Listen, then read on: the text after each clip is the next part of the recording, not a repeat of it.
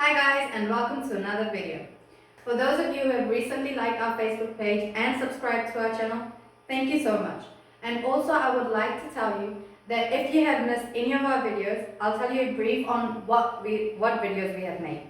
So for the first video we made was a brief introduction about just IELTS and what it is. The next video we made was on writing task 1 for general and academic IELTS. The other one we made was on writing task 2 that we just made yesterday. Today's video is on the commonly asked questions that we get for the writing task. Cool? And also, I hope you guys are staying indoors and staying safe. And please keep sharing our videos and our Facebook page links so that you can help everyone else that needs help. Cool? So moving on to our today's questions. The first question we've put up is, can I write in capital letters? Yes, you can write in capital letters. The main thing about your writing task is that you need very neat handwriting. When I say neat handwriting, that doesn't mean you need to write in cursive writing or very fancy writing. You just need good handwriting, not like how doctors write on your prescription, but writing that you can clearly understand.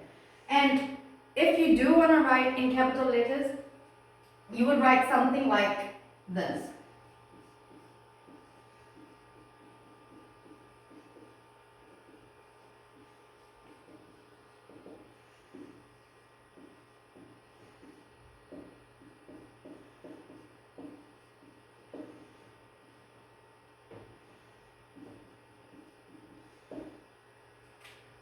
Sorry about that typo. If you can see, when you see the word it, you can see clearly that the capital letter and the lowercase letter is not mixed up. The lowercase letter is a bit shorter in length as compared to the capital letters. So, before I tell you, the thing about the writing task is that we have two types. One is computer-based and one is paper-based. So in the computer-based, you wouldn't actually have to write all in capital letters as the writing is very neat and clear.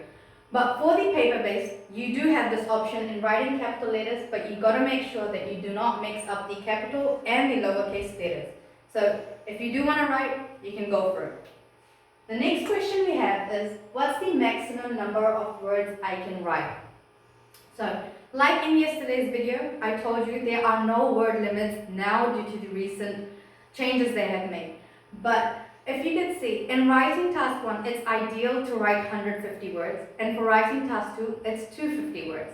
So I would tell you, so the option I would say is, the best option is to always have only 20 to 30 words above that word limit. So as for task 1, that would be about 170, 180, and for writing task 2, it would be about 270, 280. And the only reason I suggest you this is so that if you have so many words that you write for your essay, the more you write, the more types of mistakes you can get for spelling, for grammar, and maybe you'll always repeat vocabulary as well. So always a good idea, only have 20 or 30 above that 150 and 250.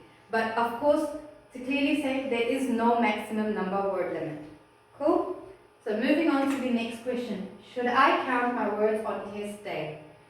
As I told you before, there's only 60 minutes to write your writing task 1 and 2. And there's only 20 minutes that you should give to your task 1 and 40 minutes to your task 2. So ideally, you'll have enough time to just write your essay and maybe proofread. It's not necessary to count your words on the test day. So a simple answer for that is it's not necessary, so you shouldn't.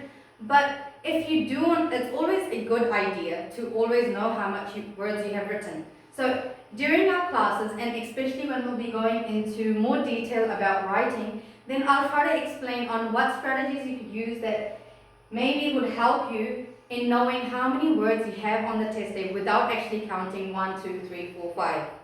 Cool? So should I count my words on test day? It's not necessary, but if you want to know, there's always strategies for it. Cool? Next question. Can I say I in my essay? Yes, you can, especially when it asks us about your opinion. So you should suggest I think, I believe. And the main thing about expressing your opinions, it's about how will you express your opinions. So it's always a good idea to use I in your opinions. Cool? Moving on to the your next question. Can I invent statistics and research studies in my essay? Simple answer, yes you can. But always remember, when you try to make up statistics and research studies, then it's kind of hard to actually back it up with information. So if you do have real statistics and real experiences and knowledge, it's best to try to use them first. But if you don't, yes, you can always invent your statistics, because the examiner won't go back to verify if you're actually telling the truth or not. Great. Moving on. What do I do if I don't understand the question? Okay, this is one question that actually flickered up in our inbox as well yesterday. If you do not understand the question, life's gonna be a disaster. But the good thing is, if you don't understand one or two words from the question, then always try to use the context of the whole statement to try and understand what the question is asking you, and go for it. And always hope that you've actually got the question correct. Cool. The next question we have is, what if I don't know anything about the topic?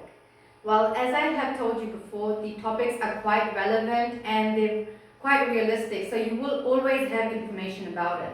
So just in case, it always says, try putting examples from your own knowledge or your own experience, but it doesn't say that it's compulsory to. So just in case, if you haven't experienced anything about that knowledge, about that particular topic, and you know someone else that has, try to put it through your own experience and write about it.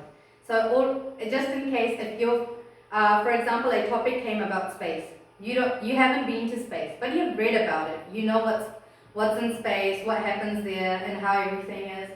And if you've known an astronaut that has gone to space, you can always write that and include it in your essay. And it's part of your example place, so it's not that necessary if you don't have a specific information about yourself going to space. Cool? So this was just some few questions that I could come up with that we are usually asked about writing task 1 and 2. So basically just writing. And if you have any more questions, you can always pop it up in our inbox and always comment it down below in the videos or on our Facebook page. So if you do have any questions, don't feel shy to ask.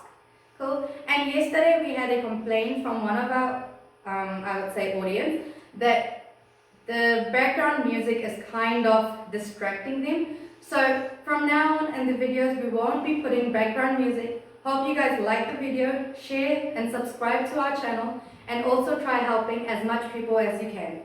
Thank you guys, stay safe and stay indoors.